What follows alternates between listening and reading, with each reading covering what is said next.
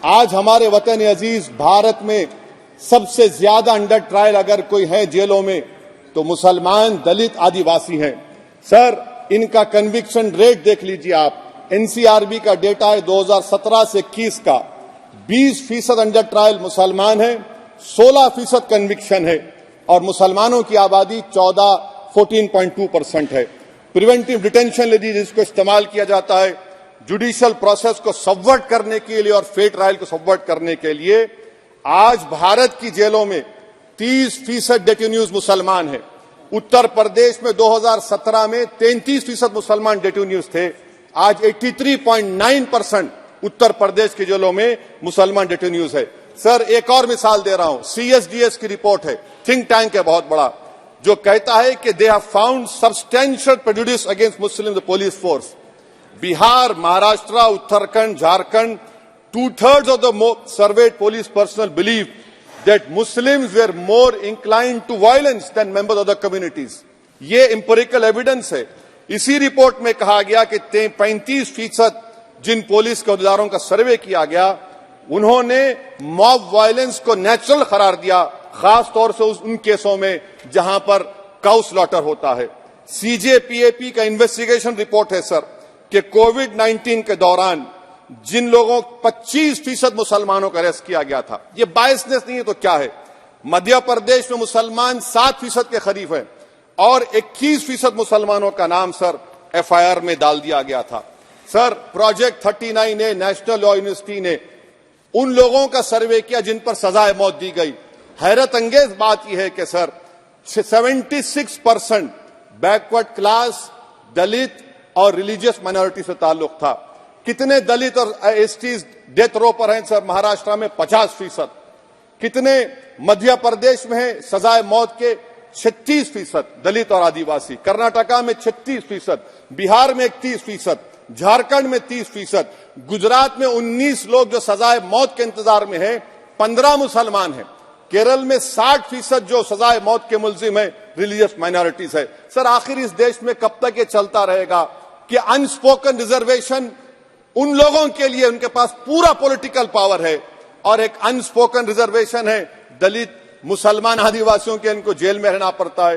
कि आखिर ये कैसे मुमकिन है सर कि आलाजात के जो अक्सरियती तबके के लोग हैं उनके पास सियासी ताकत है, माशी ताकत है, सोशल ताकत है और मुसलमान और दलित, आदिवासी जेलों में पड़े रहते हैं। अरे अगर आप 3 कानून लाकर इस्लाह कर रहे हैं तो कौन सा इस्लाह है? आप तो ताकतवरों का रिफॉर्म कर रहे हैं, गरीबों को इससे क्या फायदा हो रहा है? कितने साधु संतों ने, अभी हमारे एक साथी, संसद के साथी कह के गए हैं कि हमारे मुस्लिमों पे ये किया जाता, मुस्लिमों पे ये किया जाता। मैं कहना चाहती हूँ कि क्यों पीड़ा हो रही है? तुम्हारे तो ऊपर बहुत बड़े लोगों का हाथ था।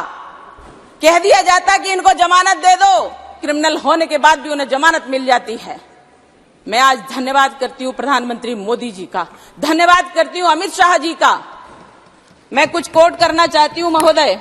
1 मिनट में आपका उसमें आप थोड़ा सा मुझे समय दीजिए प्लीज। मैं पहली बार इस बिल पे बोल रही हूँ, पहली बार बोल रही हूँ। मंत्री जी रिप्लाई करना चाहते हैं। माननीय अमित शाह जी ने कहा,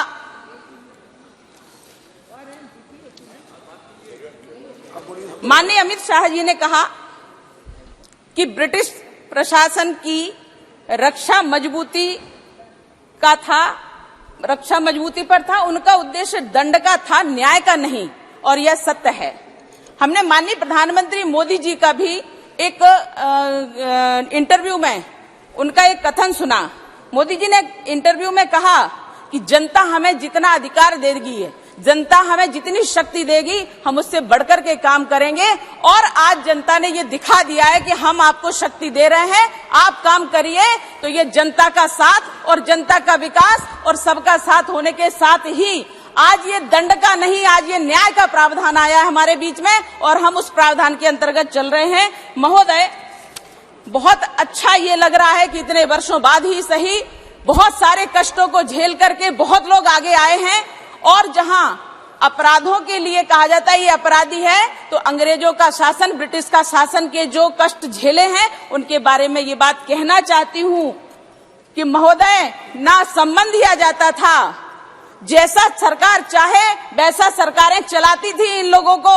उन करने वाला जितना अपराधी होता है, करवाने वाला भी उससे बड़ा अपराधी होता है। इसलिए महोदय, जब इस प्रकार की बात आती थी तो एक 161 का जो नोटिस दिया जाता है वो भी नहीं दिया गया था।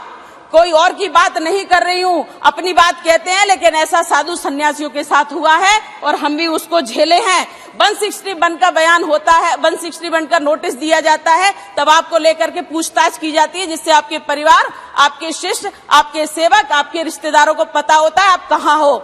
महोदय, अपहरण किया गया, 13 दिन तक अंदर रखा गया और अंदर रखे क्या यातनाएं दी गई, वो यातनाएं अकल्पनीय थी लोगों के लिए, लेकिन उनको इस ब्रिटिश शासन के नियमों को हमने झेला है और किसी और ने नहीं झेला। महाराज जी, हमने झेला है और हमें झिलवाया गया है। करने वाले लोग तंत्र के थे, करवाने वाले लोग सत्ता के थे। ये कांग्रेसी पूछते हैं कि आज मोदी सरकार ने क्या किया।